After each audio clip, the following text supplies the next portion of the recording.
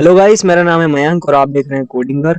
तो इससे पहले वाले वीडियो में हमने देख लिया था कि हम कैसे कस्टम स्कोप को डिगर में क्रिएट करते हैं और कैसे उसको यूज करते हैं। इस वीडियो में हम देखेंगे कंपोनेंट डिपेंडेंसी के बारे में। तो पिछले वीडियो में हमने 3 कंपोनेंट्स बनाए थे और उन तीनों कंपोनेंट के बीच में कोई कम्युनिकेशन नहीं हो रहा था। हर कंपोनेंट सेपरेट था, सबका अपना अपना अलग अलग काम था। लेकिन इस वीडियो में हम देखेंगे कैसे उन कंपोनेंट्स के बीच में हम कम्युनिकेशन करवा सकते हैं।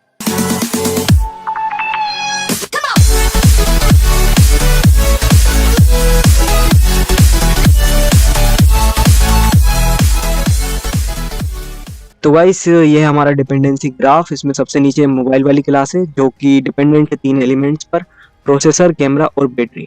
प्रोसेसर जो है वो एक इंटरफेस है जिसको फर्दर इंप्लीमेंट किया है स्नैपड्रैगन और मीडियाटेक ने। स्नैपड्रैगन डिपेंडेंट है क्लॉक स्पीड पर और मीडियाटेक डिपेंडेंट है क्लॉक स्पीड और कोर पर। ऐसी हमारी कैमरा वाली क्लास जो है वो मेगापिक्सल पर डिपेंडेंट है और बैटरी डिपेंडेंट है लिथियम और कोबाल्ट पर। तो इससे पहले वाली वीडियो में हमने क्या किया था कि कैमरे को एप्लीकेशन वाइज सिंगलटन बनाया था, बैटरी को एक्टिविटी वाइज सिंगलटन बनाया था और फ्रेगमेंट को प्रोसेसर वाइज सिंगलटन बनाया था। तो गाइस, ये हमारे 3 अलग अलग कंपोनेंट। पहला कंपोनेंट है एप्लीकेशन कंपोनेंट जो कि रिस्पॉन्सिबल है कैमरा के ऑब्जेक्ट को एप्लीकेशन वाइज सिंगलटन बनाने के लिए।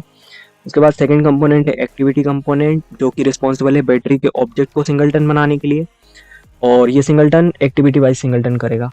उसके बाद जो फ्रेगमेंट कंपोनेंट है ये प्रोसेसर के ऑब्जेक्ट को फ्रेगमेंट वाइज सिंगलटन बनाने के लिए रिस्पॉन्सिबल है। अब हम चलते हैं हमारी मोबाइल वाली क्लास पर और मोबाइल वाली क्लास में हम देख सकते हैं कि इसमें 3 डिपेंडेंसी है, बैटरी, कैमरा और प्रोसेसर। तो अब हम क्या करने वाले हैं कि जो हमारा ये फ्रेगमेंट कंपोनेंट है, तो इस फ्रेगमेंट कंपोनेंट के थ्रू हम मोबाइल का ऑब्जेक्ट गेट करेंगे और वो जो मोबाइल का ऑब्जेक्ट होगा वो एप्लीकेशन बाय सिंगलटन जो कैमरा का ऑब्जेक्ट है उसको यूज कर रहा होगा और एक्टिविटी बाय सिंगलटन जो बैटरी का ऑब्जेक्ट है उसको यूज कर रहा होगा और फ्रेगमेंट वाइज जो सिंगलटन है प्रोसेसर का ऑब्जेक्ट उसको यूज कर रहा होगा। तो ये 3 अलग अलग कंपोनेंट के थ्रू जो अलग अलग ऑब्जेक्ट मिल रहे हैं उन तीनों के ऑब्जेक्ट को यूज करके फिर एक मोबाइल का ऑब्जेक्ट हमको मिलने वाला है। तो कुल मिलाकर जो हमारा ये फ्रेगमेंट कंपोनेंट है इसको हम डिपेंडेंट बना देंगे एक्टिविटी कंपोनेंट और एप्लीकेशन कंपोनेंट पर। तो ऐसा हम कैसे करेंगे? तो सबसे पहले हम यहाँ पर एक प्रोविजन मेथड डिक्लेयर करते हैं जो हमको रिटर्न करेगी मोबाइल और इसका नाम हम कुछ भी रख सकते हैं। तो इसका नाम अभी मैं रख देता हूँ गेट मोबाइल। उसके बाद अब जो हमारा ये फ्रेगमेंट कंपोनेंट है ये डिपेंडेंट हो जाएगा किस किस पर? 2 कंपोनेंट पर। तो कुछ इस टाइप से हम डिपेंडेंसी डिक्लेयर करेंगे। तो सबसे पहले ये डिपेंडेंट होने वाला है एप्लीकेशन कंपोनेंट पर, तो एप्लीकेशन डॉट क्लास। फिर ये डिपेंडेंट होने वाला है एक्टिविटी कंपोनेंट पर, तो एक्टिविटी कंपोनेंट डॉट क्लास। तो जब भी हम कंपोनेंट डिपेंडेंसी अपने किसी कंपोनेंट में यदि डिक्लेयर करते हैं तो उसके लिए फिर हमको क्या करना पड़ता है, यहाँ पर जैसे हमने जो नेम्ड पैरामीटर के लिए मेथड्स बनाई थी उसी टाइप से फिर हमको ये कंपोनेंट के लिए भी मेथड्स डिक्लेयर करना पड़ती हैं। तो मेथड का रिटर्न टाइप आप जानते हो क्या होगा? बिल्डर। के बाद नाम हम कुछ भी दे सकते हैं, तो अभी मैं दे रहा हूँ सेट एप्लीकेशन कंपोनेंट। पैरामीटर में हमको यहाँ पर क्या लिखना पड़ेगा? Activity component component. सेम एक और मेथड हमको डिक्लेयर करनी है। कौन सा कंपोनेंट इस बार? Activity component. एप्लीकेशन कंपोनेंट की जगह मैं लिख देता हूँ एक्टिविटी कंपोनेंट, कुछ इस टाइप से। अब हम चलते हैं हमारे मेन फ्रेगमेंट पे और यहाँ पर जो ये कैमरे के ऑब्जेक्ट हम क्रिएट कर रहे थे उसी के नीचे अब हम 2 और ऑब्जेक्ट क्रिएट करेंगे, मोबाइल, मोबाइल 1, मोबाइल 2। फिर इनको मैं करवा लेता हूँ नीचे इनिशियलाइज। तो इनको मैं इनिशियलाइज करवाऊंगा जो हमारा ये कंपोनेंट था फ्रेगमेंट कंपोनेंट उसके थ्रू।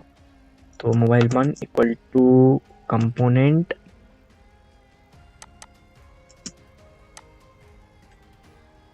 डॉट गेट मोबाइल और फिर mobile 2 component dot get mobile. अब इसके बाद हम अपने फ्रेगमेंट कंपोनेंट पे वापस चलें तो यहाँ पर हमने 2 सेटर मेथड डिक्लेयर करी है, तो वो हमको यहाँ पर भेजना भी पड़ेगा। जैसे हम कोर भेज रहे थे और स्पीड भेज रहे थे, सेम टू सेम अब हमको जो 2 अलग से हमने मेथड बनाई है, एक एक्टिविटी कंपोनेंट को भेजने की और एक एप्लीकेशन कंपोनेंट को भेजने की, वो दोनों भी हमको यहाँ से भेजना पड़ेंगे। तो हम कैसे कर सकते हैं? हमको यहाँ पर लगाना पड़ेगा डॉट, बाद सेट एप्लीकेशन कंपोनेंट। तो एप्लीकेशन कंपोनेंट कहाँ पर? ये नीचे मुझे यहाँ मिला है, तो एक काम करता हूँ, मैं इस पूरे के पूरे कोड को कट करता हूँ और इसको हम यहाँ पर ऐसे थोड़ा सा नीचे लेके आ जाते हैं ताकि फिर इसका मैं यहाँ से इस टाइप से कुछ यूज़ कर पाऊँ। तो एप्लीकेशन कंपोनेंट को मैं ये भेज दिया मैंने, और फिर जो नेक्स्ट मेरा है, नेक्स्ट है एक्टिविटी कंपोनेंट। तो एक्टिविटी कंपोनेंट ये मिल रहा है मेरे को, तो इधर से मैंने इसको ऐसे भेज दिया। ठीक है, तो मैंने कोर भेजा, क्लॉक स्पीड भेजी, एप्लीकेशन कंपोनेंट को भेजा, एक्टिविटी कंपोनेंट को भेजा। अब जो ये मेरी मोबाइल वाली क्लास है, यहाँ पर मैं लॉग लगा कर आता हूँ। लॉग ऑलरेडी लगा हुआ है, बैटरी डॉट टू स्ट्रिंग किया हुआ है, प्रोसेसर डॉट टू स्ट्रिंग किया हुआ है। तो ये जो किया हुआ है ये हमारे किसी काम का नहीं है, इसको हम भगा देंगे। हम क्या करेंगे, नीचे एक टू स्ट्रिंग मेथड क्रिएट करते हैं, तो उसके लिए फंक्शन अल्ट इंसर्ट में प्रेस कर रहा हूँ। उसके बाद ये है टू स्ट्रिंग, इसको मैंने सिलेक्ट किया और तीनों वेरिएबलों को सिलेक्ट करके एंटर प्रेस कर दिया। तो अब जब भी हम मोबाइल डॉट टू स्ट्रिंग लिखेंगे तो उसमें हमको बैटरी का हैश कोड मिल जाएगा, कैमरे का हैश कोड मिल जाएगा और प्रोसेसर का हैश कोड मिल जाएगा, जो मोबाइल को क्रिएट करते टाइम यूज़ हुए होंगे ऑन ऑब्जेक्ट के हिसाब से। हम चलते हैं हमारे मेन फ्रेगमेंट पे, और यहाँ पर मैंने मोबाइल 1 और मोबाइल 2 लिखा है, तो बाय डिफ़ॉल्ट यहाँ पर टू स्ट्रिंग मेथड कॉल होने वाली है, और जो भी कोड होंगे इन तीनों के वो हमको यहाँ पर मिलने वाले हैं। तो अब मैं इसको रन करता हूँ।